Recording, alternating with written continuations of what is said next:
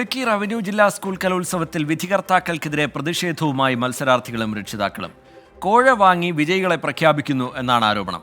വിധികർത്താക്കളെ സ്വാധീനിക്കുന്ന തരത്തിലുള്ള വാട്സാപ്പ് ചാറ്റും ശബ്ദ സംഭാഷണവും പുറത്തു വന്നിട്ടുണ്ട്.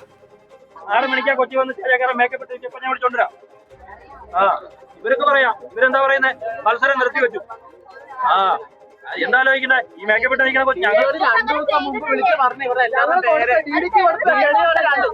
നൃത്ത ഇനങ്ങളിലെ വിധികർത്താക്കൾ കോഴ വാങ്ങി വിജയികളെ പ്രഖ്യാപിച്ചു എന്ന് ആരോപിച്ചുകൊണ്ടാണ് ഈ കണ്ട പ്രതിഷേധം. അർഹതയുള്ളവരെ തഴയാൻ മനഃപൂർവ്വം കാരണങ്ങൾ ഉണ്ടാക്കിയെന്നാണ് പ്രധാന ആരോപണം. ഇത് തെളിയിക്കുന്നതെന്ന തരത്തിലെ ചില വാട്സപ്പ് ചാറ്റുകളും ഓഡിയോ ക്ലിപ്പുകളും രക്ഷിതാക്കൾ പുറത്തുവിടുകയും ചെയ്തിട്ടുണ്ട്. നമ്മൾ നമ്മുടെ കാര്യം പ്രൊട്ടക്ട് ചെയ്യാൻ നമ്മുടെ കുട്ടികൾ നല്ലതായതുകൊണ്ടല്ലേ. രാവിലെ ഭരതനാട്യം സ്റ്റേജിന്റെ പോരായ്മ കൊണ്ട് കൊച്ചു കൈകുട്ടി, എന്നിട്ട് പോലും അവിടെ നമ്മുടെ കൊച്ചിനെ ഫസ്റ്റ് ഡിഗ്രി ജഡ്ജസ് പറയുന്നത് ഞങ്ങൾ എങ്ങനെയാ കൊച്ചിനെ തട്ടിക്കളയാൻ പറ്റും അത് ചോദിക്കുന്നത്. അത്രയും മനോഹരമായിട്ട് ആ പിള്ളേര് 4 പിള്ളേർ സ്റ്റേജിൽ തെന്നിയിട്ടുണ്ട്. സ്റ്റേജിന്റെ കുഴപ്പം കൊണ്ട് ഞങ്ങൾ എങ്ങനെ പറ്റുന്നതെന്ന് പറഞ്ഞാൽ എന്റെ പിള്ളേർ തന്നെ ഇവിടുന്ന് എല്ലാം കയറിപ്പോകുന്നു, അല്ലെങ്കിൽ പിന്നെ ഞാൻ ജോലി ഇങ്ങനെ ആക്കാം. കഞ്ഞിക്കുഴിയിൽ നടക്കുന്ന കലോത്സവത്തിലാണ് നൃത്ത ഇനങ്ങളിലെ വിധികർത്താക്കൾക്കെതിരെ പരാതി ഉയർന്നത്. ഇന്നലെ നടന്ന ഭരതനാട്യം, കുച്ചിപ്പുടി മത്സരങ്ങളിൽ അർഹതയുള്ളവരെ തഴഞ്ഞെന്നാണ് ആരോപണം. തിരുവാതിര, നാടോടി നൃത്തം, സംഘനൃത്തം മത്സരങ്ങളിൽ മുൻ ധാരണപ്രകാരം വിജയികളെ പ്രഖ്യാപിക്കാനുള്ള നീക്കമുണ്ടായെന്നും ആരോപണമുണ്ട്. ഇടുക്കിയിലെ ഒരു നൃത്താധ്യാപകൻ വിധികർത്താക്കളെ സ്വാധീനിച്ചെന്നാണ് പ്രധാന പരാതി. കളിക്കുന്നതിന് മുമ്പ് ആ സ്റ്റേജിൽ ഞാൻ അറിഞ്ഞായിരുന്നു ആർക്കാ കൊടുക്കാൻ പോകുന്നത്. അപ്പോൾ ഏകദേശം ഒരു 10:45 ഞാൻ ഒരാൾക്ക് അത് വാട്സപ്പ് ചെയ്ത് കൊടുത്തു, ഇന്ന ആൾക്കാണ് പ്രൈസ് കൊടുക്കുന്നത് തെളിവിന് വേണ്ടിയിട്ട്. അപ്പോൾ അന്നേരം മത്സരം തുടങ്ങിയിട്ടില്ല. തുടങ്ങി റിസൾട്ട് വന്നു, കറക്റ്റ് കൊടുത്തത് ആ കുട്ടിക്ക് തന്നെയാണ്. അത് എല്ലാ മത്സരങ്ങളിലും തന്നെ ഞങ്ങൾക്ക് അറിയാമായിരുന്നു ഇത് കൊടുക്കുള്ളൂ എന്നുള്ളത്. ഇന്നലെ ഉച്ച കഴിഞ്ഞല്ല ആ ഡാൻസിന്റെ എല്ലാ പരിപാടികളിലും കൊടുക്കുന്ന ഈ ഒരൊറ്റ മാഷിന് മാത്രമേ കൊടുക്കാറുള്ളൂ. സമാനമായ രീതിയിൽ മുൻ വർഷങ്ങളിലും പരാതി ഉയർന്നിട്ടും യാതൊരു നടപടിയും എടുത്തില്ല എന്നാണ് ആക്ഷേപം. വർഷങ്ങളായിട്ടുള്ള പ്രതിഷേധമാണ്.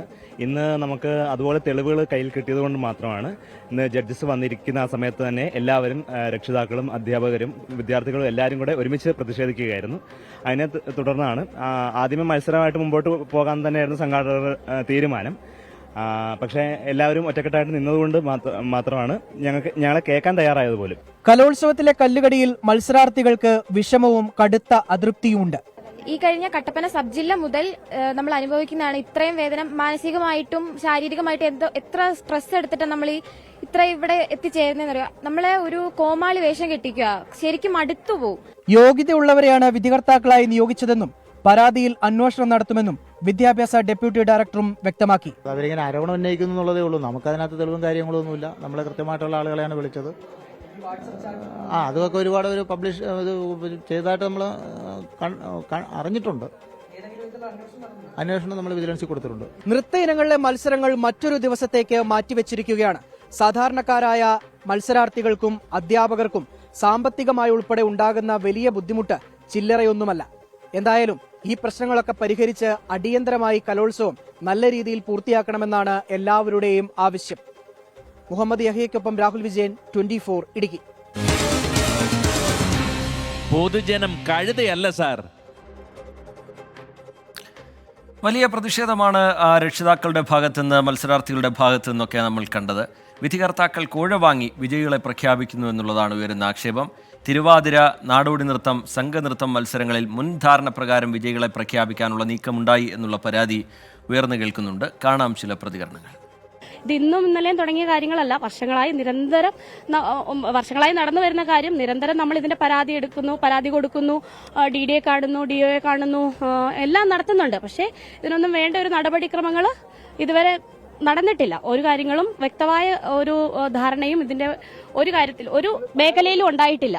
ചേട്ടാ, ഞങ്ങൾ തിരുവാതിര ഇനത്തിലാണ് മത്സരിക്കുന്നത്. തിരുവാതിര ഇനത്തിലാണെങ്കിലും ഞങ്ങള് സബ് ജില്ല കട്ടപ്പന സബ് ജില്ലയിൽ അപ്പീൽ വെച്ചാ വന്നേ.